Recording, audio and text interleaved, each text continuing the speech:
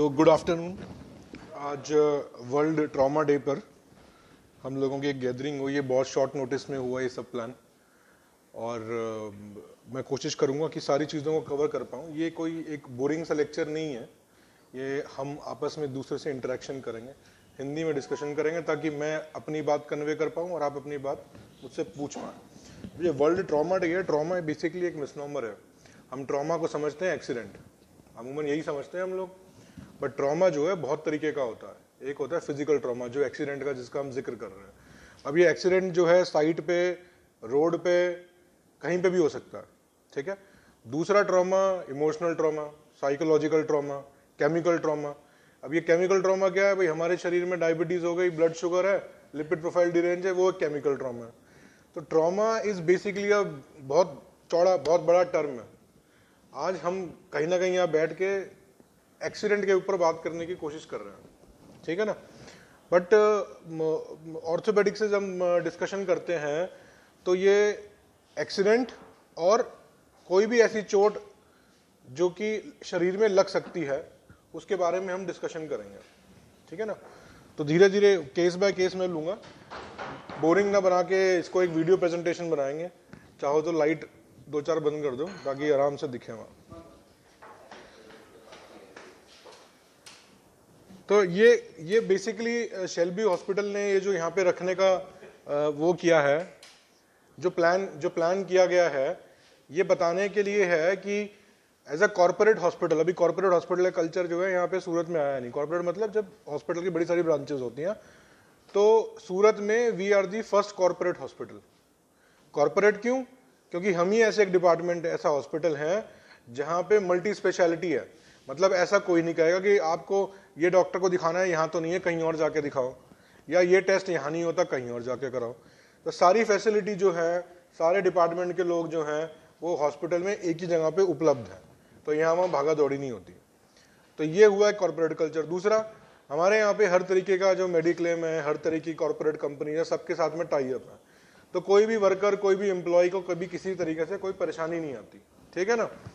तो आज जब आप लोगों के साथ में हम लोगों ने एक टाई अप किया, तो कोशिश करी गई कि हम दिखाएं कि क्या ऐसा काम है जो हम लोग यहाँ करते हैं और जो बाकी जगह से अलग है, ठीक है ना। तो उसी के नज़रिए से पहले समझते हैं कि हमारा पहला मोटो है पेशेंट की सेफ्टी और पेशेंट का रिजल्ट। सबसे पहला हमारा काम है पेशेंट का रिजल्ट, और रिजल्ट कैसे कैसे अलग होते हैं वो बताते हैं। मेरा डिस्क्रिप्शन मोटा मोटा ये है कि मैं हूँ दिल्ली से और पिछले 4 साल से मैं यहाँ सूरत में हूँ, फुल टाइम कंसल्टेंट हूँ। यहाँ पे मैं जॉइंट रिप्लेसमेंट, आर्थ्रोस्कोपी और ट्रॉमा मतलब फ्रैक्चर्स, ये सारी चीज़ें मैं ऑपरेट करता हूँ। क्या अलग अलग तरीके की चीज़ें मैं ऑपरेट करता हूँ वो मैं आपको वीडियो में बताता हूँ। तो बेसिकली ये मेरा सारा डिस्क्रिप्शन है, ये डिग्री है, मेरी फेलोशिप्स हैं बाहर से। मैंने दिल्ली में सफदरजंग और एम्स जैसे हॉस्पिटल में काम किया हुआ है, वहाँ मैं असिस्टेंट प्रोफेसर था। सब छोड़ के मैं यहाँ आया फैमिली रीजन्स के चलते हुए। तो सारे हॉस्पिटल में जितने प्रीमियर इंस्टीट्यूट है मैं काम करके आ चुका हूँ, और अब फाइनली यहाँ सूरत में सेटल। तो अब हम कुछ ऐसी फोटो वीडियो होंगे जो आप लोगों को शायद अच्छी ना लगे, तो मुंह फेर लेना, ठीक है। तो घुटने में एक ऐसी प्रॉब्लम है जो एक ट्रॉमा से ही होती है, और ये एक ऐसी प्रॉब्लम है जो भाई हम लोग नज़रअंदाज करते हैं, क्योंकि ये धीमे धीमे धीमे बढ़ती है पॉइजन की तरह में, और बाद में जब ये रूप लेती है विकराल रूप, तब प्रॉब्लम बहुत आगे बढ़ चुकी होती है, और वो है मेनिस्कस इंजरी, माना कि घुटने की गादी की चोट। जब भी आप साइट पे काम करेंगे, चाहे आप एडमिनिस्ट्रेशन में काम कर रहे हैं, तो इसके लिए एक्सीडेंट होने की जरूरत नहीं है, कोई गाड़ी वाला मारे कोई जरूरी नहीं है। आप साइट पे काम कर रहे हो, आपका पैर स्लिप कर गया, आपका पैर ट्विस्ट कर गया, इन दोनों सिचुएशन में आपके घुटने में ये मेनिस्कस टियर हो सकता है। अब इसके पेशेंट में सिम्टम क्या होते हैं? सिम्टम होंगे घुटने में सूजन, घुटने में दर्द, और पेशेंट सबसे इंपॉर्टेंट बात बोलता है कि भाई मेरे घुटने में से आवाज आती है कट कट कट करके, और बड़ी कॉमन सी प्रॉब्लम है ये। ज्यादातर लोग इसको नजरअंदाज करते हैं। वो कहते हैं जी मैं नीचे बैठता हूँ उकड़ू नीचे इंडियन टॉयलेट में, तो खड़ा नहीं हुआ जाता मेरे से, आवाज आती है, मुड़ जाए तो पैर सीधा नहीं होता, सीधा हो जाए तो मुड़ता नहीं। तो ये है वो मेनिस्कस टियर। क्या अलग चीज कर रहे हैं? 90% जितने भी सर्जन हैं यहाँ पे मेनिस्कस टियर में, वो क्या करते हैं, फटी हुई गादी, इसको गादी भी समझ लो चाहे मेनिस्कस, तो इसमें लोग जो है ये फटी हुई गादी को काट के निकाल देते हैं। अमूमन हम लोग क्या करते हैं, जब अपने जनरल प्रैक्टिशनर के पास जाते हैं, वो एक्सरे कराता है। एक्सरे हमेशा नॉर्मल आएगा, क्योंकि ये गादी कभी भी एक्सरे पे दिखती ही नहीं है। इसके लिए क्या कराना है? MRI। तो जब MRI में ये बात पकड़ में आती है तो ये देखो, ये दूरबीन है, जब घुटने के अंदर दूरबीन डालते हैं तो ऐसा दिखता है। ये जो मैं प्रोब से खींच रहा हूँ, ये घुटने के बीच में जो गादी फंसी हुई है, फटी हुई है, ये वो है। तो 90% सर्जन जो है यहाँ पे जो दूरबीन का काम कर रहे हैं वो ये फटी हुई गादी को निकाल देते हैं। इससे इमीडिएटली रिलीफ तो मिल जाता है, बट लॉन्ग टर्म पे इससे घुटने में घसारा हो जाता है। क्या अलग काम कर रहे हैं? मैं अपने 90% पेशेंट की गादी को रिपेयर करता हूँ। क्या रिजल्ट है? 27 साल की लड़की है जो नवसारी से है, वो देखो पहले दिन ऐसे चलती है और जिस दिन डिस्चार्ज कर दिया अगले दिन वो ऐसे चलती है। You see the difference. Young age में कितना डिफरेंस आ गया एक ही दिन में, 24 घंटे के अंदर। अगर इस प्रॉब्लम को टाइमली एड्रेस ना करें तो इसी लड़की की जिसकी उम्र 27 साल है, 40 साल तक आते आते इसके घुटने में हो जाएगा घसारा और फिर कहेंगे कि ये तो नी रिप्लेसमेंट की उम्र ही नहीं है। फिर यही लड़की 40 से 60 साल तक 20 साल की जिंदगी जो है दर्द में जिएगी। तो आज हमने इसको एड्रेस कर दिया, अब इसकी जो है 27 से 60 की उम्र पेनलेस है।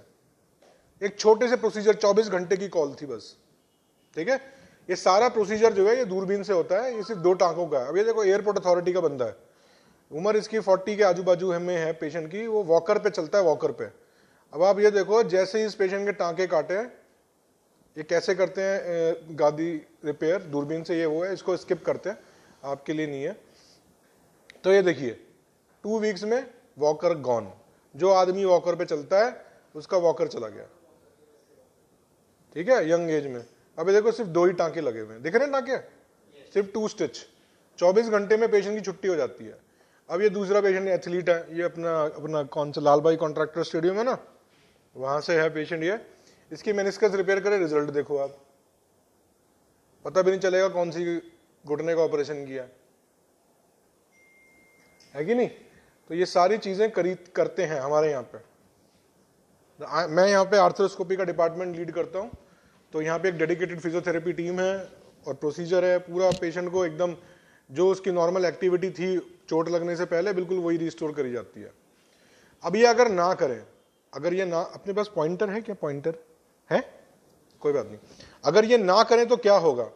तो ये जो घुटने के अंदर दूरबीन डाली हुई है, आप देखेंगे जो ऊपर वाली हड्डी है उसके बीच में से कुछ चीज गायब है, दिख रही है, खड्डा जैसा दिख रहा है।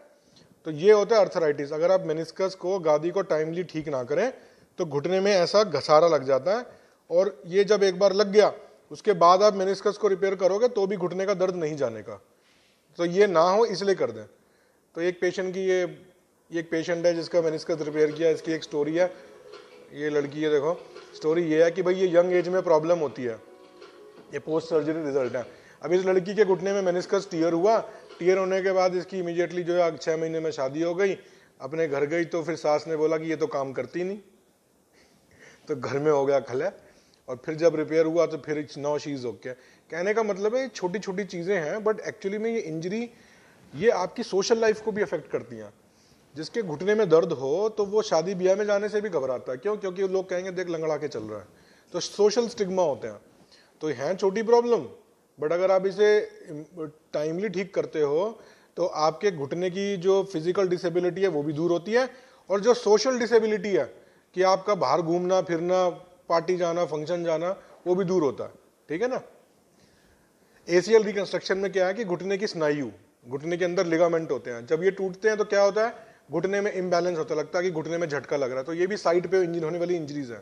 जब भी घुटने में ट्विस्ट लगेगा तो आपको लगे घुटने में से आवाज आई, उसके बाद बैलेंस नहीं बन पा रहा, लगता है तेज चलूंगा या दौड़ूंगा तो घुटना निकल जाएगा, इसको कहते हैं लिगामेंट इंजरी।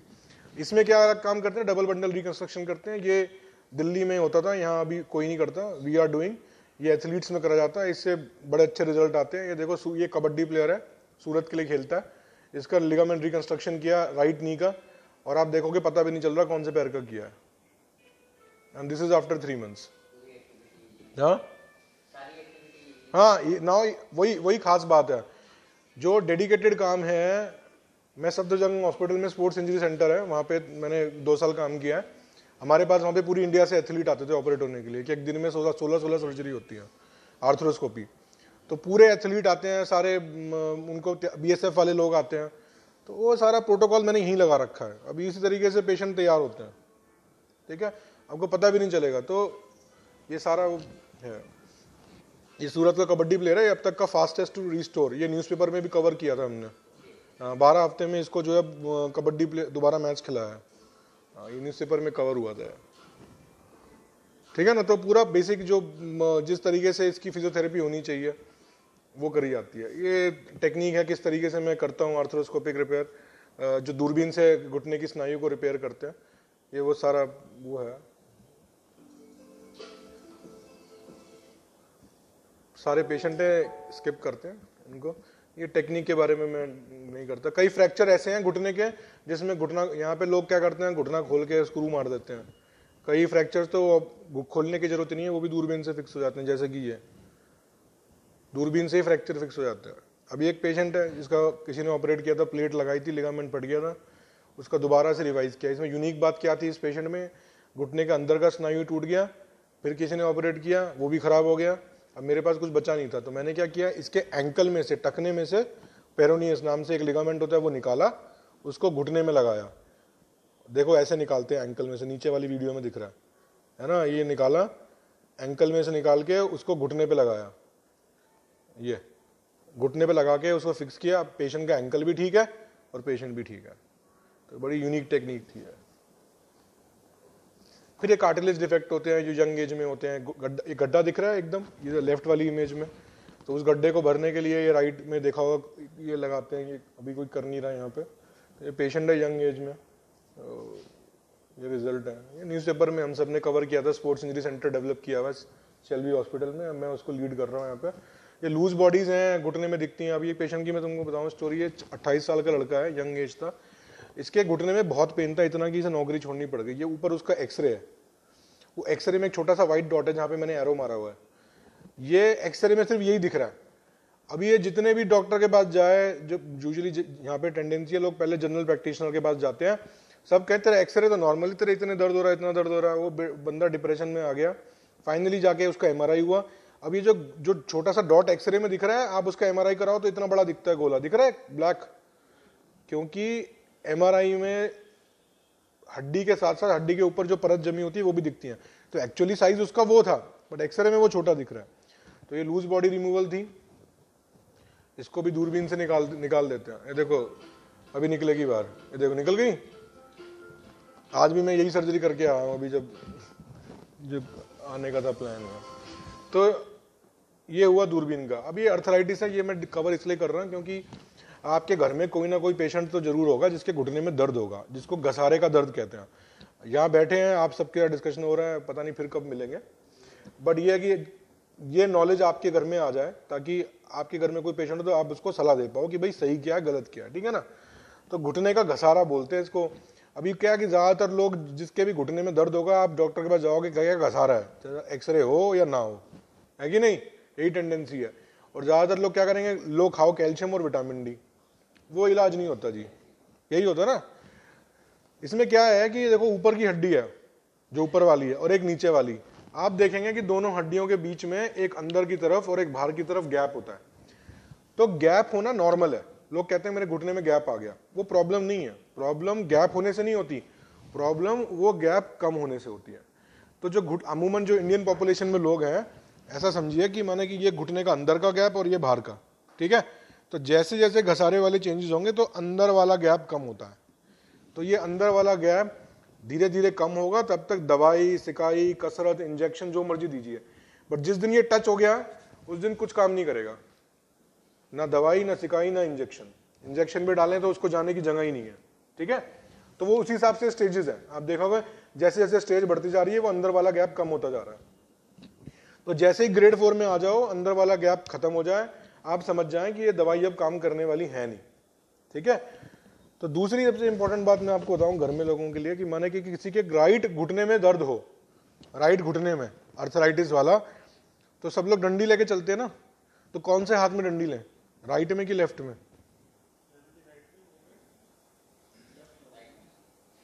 और क्यों?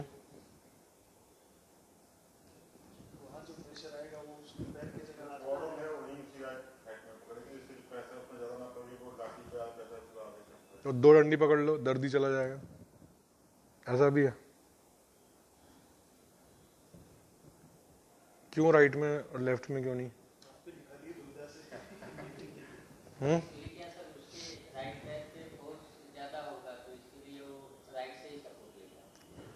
इसमें डंडी पकड़नी है उल्टे हाथ में,